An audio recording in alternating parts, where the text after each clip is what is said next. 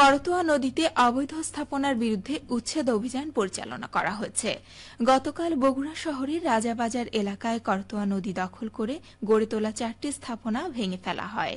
বগুড়া জেলা প্রশাসনের নির্বাহী ম্যাজিস্ট্রেট আবু শাহামা ও মোহাম্মদ রাশিদুল ইসলামের নেতৃত্বে উচ্ছেদ অভিযান পরিচালনা করার সময় অন্যান্যের মধ্যে উপস্থিত ছিলেন বগুড়া সদর উপজেলার সহকারী কমিশনার ভূমি পলাশ চন্দ্র সরকার, পানি উন্নয়ন বোর্ড বগুড়ার উপবিভাগীয় প্রকৌশলী মোহাম্মদ আসাদুল হক, এসও হাসান।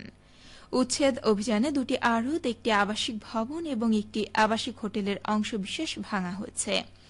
সহকারী কমিশনার ভূমি পলাশ চন্দ্র সরকার জানান, নদীর মধ্যে যেসব ভবন রয়েছে তা উচ্ছেদ করা হচ্ছে। জেলা প্রশাসন ও পানি উন্নয়ন বোর্ড সমন্বিতভাবে উচ্ছেদ অভিযান পরিচালনা করছে। 4টি বিল্ডিং ভাঙা পড়েছে। করতোয়া নদী দখল করে কোনো স্থাপনা করা থাকলে তা অপসারণ করা হবে।